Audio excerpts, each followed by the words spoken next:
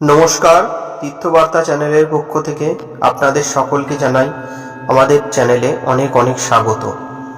আশা করি ভগবানের ঈশ্বরের কৃপায় আপনারা সকলেই খুব ভালো আছেন, সুস্থ আছেন, আনন্দে আছেন, হাসি খুশি আছেন। দীর্ঘ কয়েকদিন বেশ যাবৎ আমাদের তীর্থবার্তা চ্যানেলে কোনো রকম ভিডিও, কোনো রকম ধর্ম সংক্রান্ত আলোচনা, কোনো রকম রাশিফল, কোনো রকম দেবদেবী নিয়ে আলোচনা আমাদের হয়নি, বিরত ছিল আমাদের এই চ্যানেলে। কারণ আমাদের বিভিন্ন কাজের জন্য আমাদের এই চ্যানেলে ভিডিও দেওয়া সম্ভব হয়ে উঠছিল না। তাই জন্য আমি আপনাদের সকলের কাছে ক্ষমা প্রার্থী, আপনারা সকলে ক্ষমা করে দেবেন। আমাদের বিশেষ কিছু কাজের জন্য আমরা চ্যানেলে আসতে পারিনি বা কোনো নোটিফিকেশন, কোনো ভিডিও আমরা আপলোড করতে পারিনি। তো আমরা সেই সমস্ত কাজ, সেই সমস্ত কিছু কাটিয়ে আজকে আমরা ফিরে এসেছি আপনাদের সকলের কাছে। সনাতন হিন্দু ধর্ম, যেই মহান ধর্ম, এই বিরাট এক ধর্ম, এই মহাজাগতিক বিষয়বস্তু যা আমাদের লক্ষ্যে অলক্ষ্যে ঘটে চলেছে, বিভিন্ন রাশিফল, কখন কোন গ্রহ, কখন কোন রাশির পরিবর্তন হচ্ছে, এবং সনাতন ধর্মের দেবদেবীদের নানান বিষয় জানতে আমাদের চ্যানেলের পাশে থাকবেন। আপনারা ঠিক যেমন ছিলেন আমাদের পাশে থাকবেন। আপনাদের সাহায্যের হাত, অবশ্যই সহযোগিতার হাত আমাদের সাথে সর্বদা রাখবেন। আপনারা আছেন বলেই আমরা এই সনাতন হিন্দু ধর্মকে আরও মানুষের কাছে ভালোভাবে পৌঁছে দিতে সক্ষম হতে পারছি তীর্থবার্তা চ্যানেলের মাধ্যমে। আপনাদের জন্যই আমরা বিভিন্ন দেবদেবী নিয়ে, আপনারা দেখেছেন ভগবান শ্রীকৃষ্ণ, মা মনসা, কত দেবদেবীর ভিডিওতে আপনারা কত ভিউয়ার্স এসেছে। তো এই সমস্ত দেবদেবীদের বিষয় আমরা মানুষের কাছে আরো ভালোভাবে, সচ্ছলভাবে তুলে ধরার চেষ্টা করছি। আপনাদের সকলের সহযোগিতা একান্তভাবে কাম্য। তাই আপনাদের সকলের কাছে রিকোয়েস্ট করব, অবশ্যই আপনারা তীর্থবার্তা চ্যানেলের পাশে থাকবেন, সাথে থাকবেন, এবং অবশ্যই এই চ্যানেলটিকে সাবস্ক্রাইব করে অল নোটিফিকেশনে ক্লিক করে আমাদের পাশে থাকবেন, যাতে আগামী দিনে সনাতন হিন্দু ধর্ম সংক্রান্ত বিভিন্ন জানা অজানা কাহিনী আপনারা দেখতে পারেন ও জানতে পারেন। নমস্কার, তাহলে চলুন আজকের আলোচনা আমরা শুরু করি। আজকের আলোচনা হচ্ছে আমাদের যে এই সংসার জীবনে মন এত অশান্ত হয়ে থাকে, মন এত চঞ্চল হয়ে থাকে। অনেক সময় আমরা দেখি অনেক বিদ্যার্থীরা যারা পড়াশোনা করতে চেষ্টা করছেন, যারা পড়াশোনা করবে মনে করছেন, কিন্তু ঠিকঠাকভাবে পড়াশোনা করে উঠতে পারছেন না। কারণ তাদের মন বা একাগ্রতা নেই, তাদের মন চঞ্চল হয়ে আছে। তারা মনে করছেন পড়াশোনা করবেন, কিন্তু পড়তে বসে আর মনস্থির করতে পারছেন না, বারবার মন চঞ্চল হয়ে উঠছে। অনেক সময় আমরা জপ তপ করতে গিয়ে পুজো পাঠের সময় এবার ভাবি পুজোটা বা আমার জপ তপ ঠিকভাবে ধীর স্থিরভাবে করব, কিন্তু বারবার মন চঞ্চল হয়ে মন ভ্রষ্ট হয়ে যায়, আমাদের মন স্থির থাকে না, বারবার আমাদের মন অস্থির হয়ে যায় এবং বারবার আমাদের মন বিব্রত হয়ে যায়। কখনোই আমরা স্থির চিত্তে, একাগ্র চিত্তে ভগবানের সেবা করতে পারি না। কেন পারি না? কারণ আমাদের মনের মধ্যে সবসময় এক চিন্তা ঘোরাফেরা করে, আমাদের মন চঞ্চল হয়ে থাকে। তো এই চঞ্চলতাটাকে আমরা কাটাবো কি করে? সব থেকে আমাদের মেন পয়েন্ট যেখানে, সেটা হলো চঞ্চলতা। আমাদের মন কেন এত চঞ্চল, কিসের কারণে এত চঞ্চল, সেই দিকটা আমাকে সবার আগে দেখতে হবে। কোন বিষয়কে নিয়ে আমাদের মন এত চঞ্চল হয়ে থাকে, কি কারণে এত চঞ্চল হয়ে থাকে, এই চঞ্চলতা কাটবে কি উপায়ে, সেই বিষয়েই আজকে আমরা বিস্তারিত আলোচনা করব এই ভিডিওর মাধ্যমে। আপনাদের সকলের কাছে একান্ত অনুরোধ করব, দয়া করে আজকের ভিডিওটি সম্পূর্ণ দেখুন, স্কিপ না করে। আশা করি আজকের ভিডিওটি সম্পূর্ণ দেখলে, আজকের ভিডিও দেখে আপনারা অনেক উপকৃত হবেন এবং সমৃদ্ধ হবেন। আমাদের ভিডিও দেখে যদি আপনারা উপকৃত হন এবং সমৃদ্ধ হন, তাহলে দয়া করে আজকের ভিডিওতে একটি লাইক করবেন। যদি মনে কোনো প্রশ্ন থাকে, অবশ্যই কমেন্ট বক্সে এসে প্রশ্নটি জানাবেন, আমাদের ভিডিওটি শেয়ার করে দেবেন। আর আমাদের তীর্থবার্তা চ্যানেলে যদি এখনো একজন না হয়ে থাকেন, অবশ্যই চ্যানেলটিকে সাবস্ক্রাইব করে আমাদের পাশে থাকবেন, সাথে থাকবেন সনাতন হিন্দু ধর্মের ও জ্যোতিষ সংক্রান্ত বিভিন্ন জানা অজানা কাহিনী দেখতে ও জানতে। তাহলে চলুন আজকের আলোচনা আমরা শুরু করি। প্রতিদিন ঠিক ভোরবেলা ব্রহ্ম মুহূর্তে যদি আপনার ঘুম ভেঙে যায়, অবশ্যই সেই সময়টাকে কাজে লাগানোর চেষ্টা করুন। কিভাবে কাজে লাগাবেন?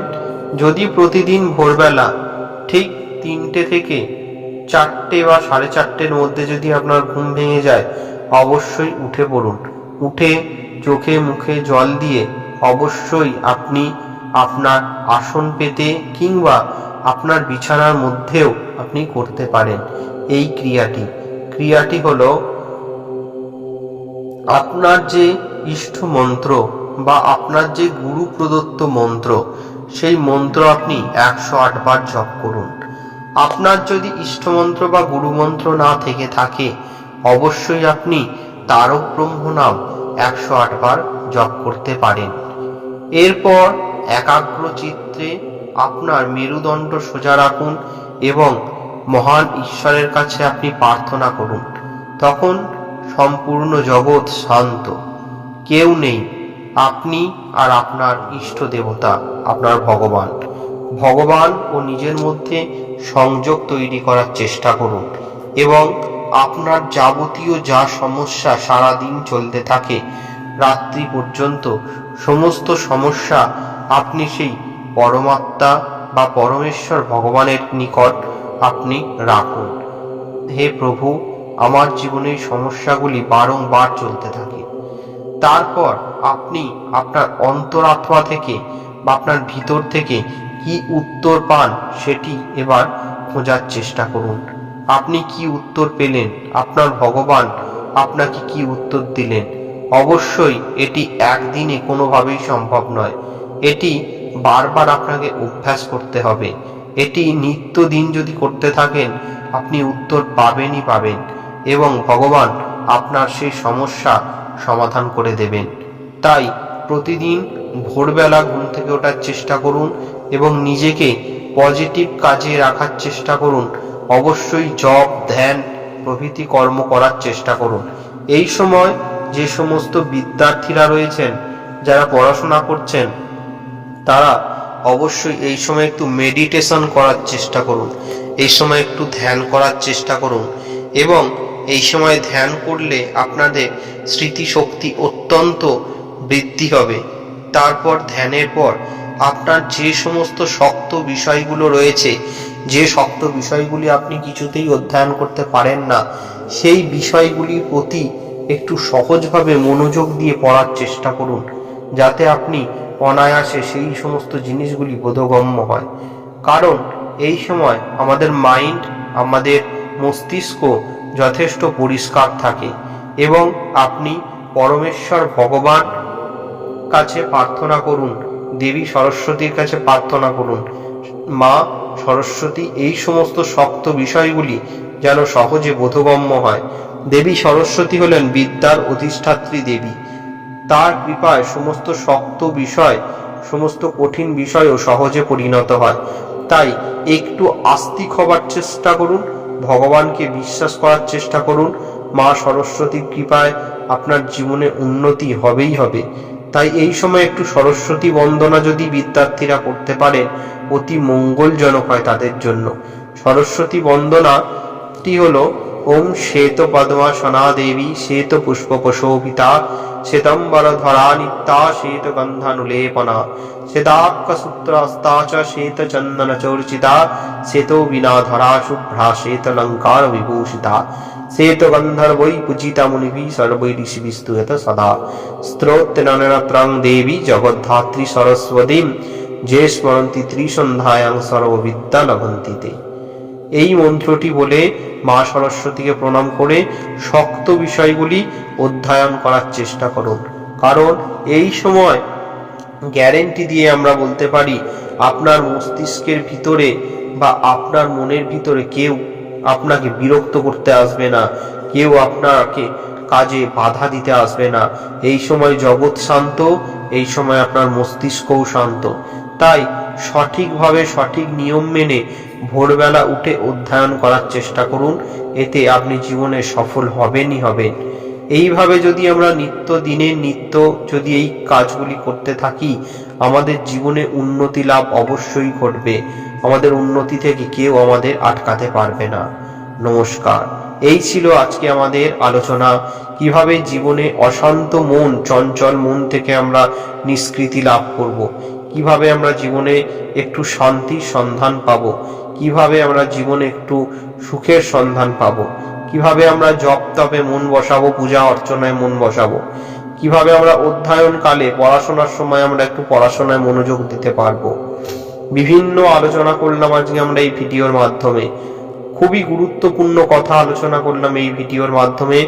আশা করি সম্পূর্ণ আলোচনা আজকে আপনাদের খুব ভালো লেগেছে। এরকম নিত্য নতুন সনাতন হিন্দু ধর্মের ও জ্যোতিষ সংক্রান্ত নানান ভিডিও দেখতে ও জানতে, বিভিন্ন ভিডিও দেখতে অবশ্যই আমাদের চ্যানেলটিকে সাবস্ক্রাইব করে আমাদের পাশে থাকবেন। আজকের আলোচনা আমরা এখানেই শেষ করলাম। আবার দেখা হবে পরবর্তী কোনো সনাতন হিন্দু ধর্মের ও জ্যোতিষ সংক্রান্ত।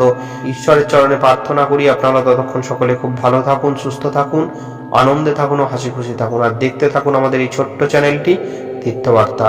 নমস্কার। হরে কৃষ্ণ। রাধে রাধে।